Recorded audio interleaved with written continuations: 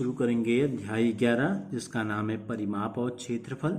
तो परिमाप और क्षेत्रफल से आप इससे पिछली कक्षाओं में भी परिचित हैं और आप पढ़ चुके हैं, तो थोड़ा सा हम आपका रिवीजन करा देते हैं। देखो परिमाप क्या होता है।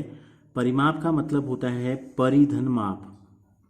ठीक है, संधि विच्छेद अगर हम कर रहे हैं, परि का मतलब होता है चारों ओर, माप का मतलब होता है मापन आपको करना है, यानी कि कितने उसका आंकिक मान आपको निकालना है।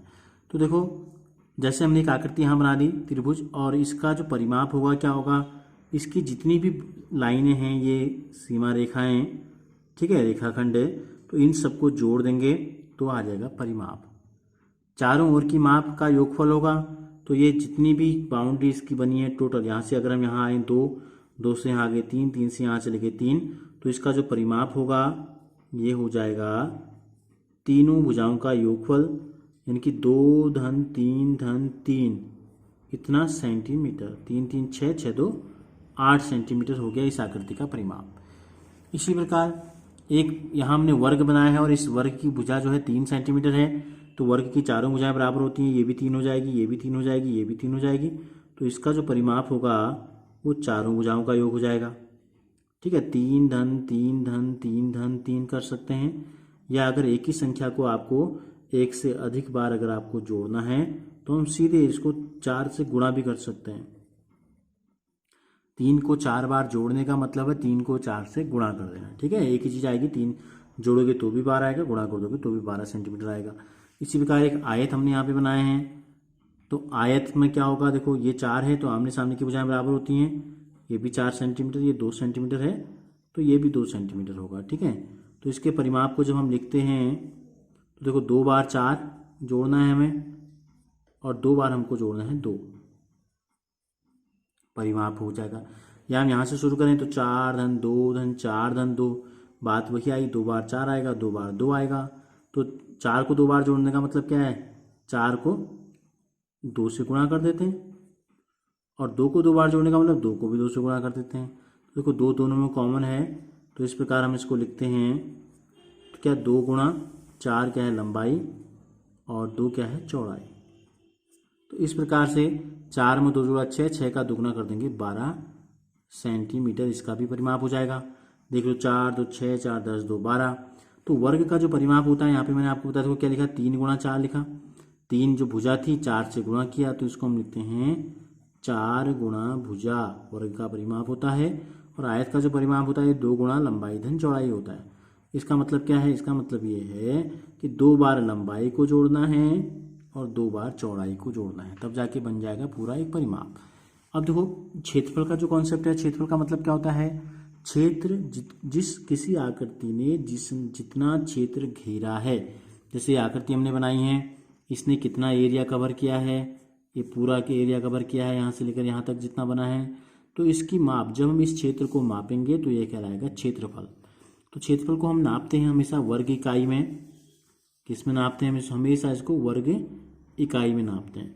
तो देखो जैसे हमने 2 सेंटीमीटर भुजा का एक वर्ग हमने लिया, तो 2 सेंटीमीटर हमने क्या किया, इसको 4 बराबर भागों में बांट दिया, ये 1 सेंटीमीटर, ये भी 1 सेंटीमीटर, ये 1 सेंटीमीटर, ये भी 1 सेंटीमीटर, तो 1 सेंटीमीटर के 4 वर्ग बन गए। और 1 सेंटीमीटर का एक खाने का जब हम क्षेत्रफल निकालेंगे तो ये आ जाएगा, इसका मतलब है 1 वर्ग सेंटीमीटर। देखो 1 सेंटीमीटर लंबा 1 सेंटीमीटर चौड़ा अगर कोई एरिया इस प्रकार से है, तो इसका जो एरिया है वो 1 है। ठीक है, तो ऐसे ही 1 1 1 1 का कितना हो गया, 4 हो गया इसका क्षेत्रफल, इस आकृति का क्षेत्रफल हो गया 4 सेंटीमीटर में है, तो सेंटीमीटर का वर्ग। अब सीधे अगर हम देखें तो यहाँ भी 2 यहाँ भी 2, तो 2 दूनी 4 लिख सकते हैं। यहाँ देखो कितने 1 2 3 4 5 6, तो इस पूरी आकृति का जो क्षेत्रफल है वो 6 वर्ग सेंटीमीटर है। एक खाने को हमने 1 वर्ग सेंटीमीटर के रूप में बना रखा है यहाँ। ठीक है, तो 6 यहाँ 6 कैसे लिया, 3 दूनी 6 लिख सकते हैं हम सीधे। इसी प्रकार यहाँ 1 2 3 4 4 दूनी 8 4 3 12, इस आकृति का जो क्षेत्रफल है वो 12 वर्ग सेंटीमीटर है। अगर हम ऐसे देखें तो देखो ये भुजा 4 सेंटीमीटर है लंबाई, और ये जो चौड़ाई हमको दी गई है ये वाली, ये है 3 सेंटीमीटर है, तो 4 3 12, तो यानी कि भुजाओं को हम सीधे गुणा कर सकते हैं। अब इस वर्ग में अगर हम देखें तो दोनों भुजाएं एक जैसी हैं, क्षेत्रफल आया 4, तो यानी कि 2 गुणा 2, यानी कि भुजा गुणा भुजा, तो वर्ग का जो क्षेत्रफल होता है इसको हम लिखते हैं भुजा गुणा भुजा। ठीक है, भुजा गुणा भुजा, भुजा को भुजा से गुणा कर देंगे तो वर्ग का क्षेत्रफल पता चल जाता है। इसी का आयत का क्षेत्रफल होता है लंबाई गुणा चौड़ाई, ये 4 गुणा 3, इस प्रकार से। ये आपने पिछली कक्षा में पढ़ा था, तो थोड़ा सा हमने आपको परिचय इसका करा दिया है, रिवीजन करा दिया है। अब हम आते हैं प्रश्नावली में। एक आयताकार भूखंड की लंबाई और चौड़ाई हमको दी गई है। हमको ज्ञात करना है भूखंड का क्षेत्रफल और उसका मूल्य, भूखंड का मूल्य कितना होगा, और इसका रेट हमको दिया गया है। यदि 1 वर्ग मीटर का मूल्य हमको 10,000 रुपये दिया गया है, तो सबसे पहला काम हमारा क्या होता है, जो सूचना हमको दी गई है उसको नोट आपको करना है। देखो, आयताकार भूखंड है, जमीन का टुकड़ा है, की लंबाई हमको दी गई है 500 मीटर, और इसी आयताकार भूखंड की जो चौड़ाई है ये हमको दी गई है 300 मीटर। ठीक हो गया। तो अब इस भूखंड का क्षेत्रफल हमको बताना है, तो लिखेंगे आयताकार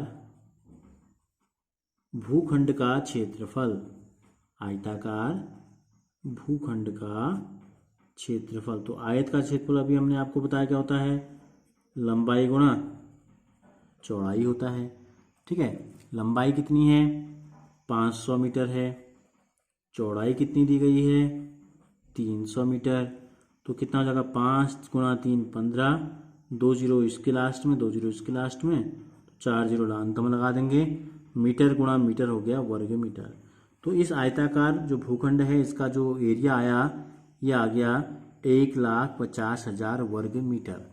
अब हमको दिया है, देखो भूखंड का मूल्य, यदि 1 वर्ग मीटर का मूल्य हमको दिया है 10,000 रुपये, तो हम यहाँ लिखेंगे 1 वर्ग मीटर भूखंड का मूल्य जो है ये हमको दिया गया है 10,000 रुपये।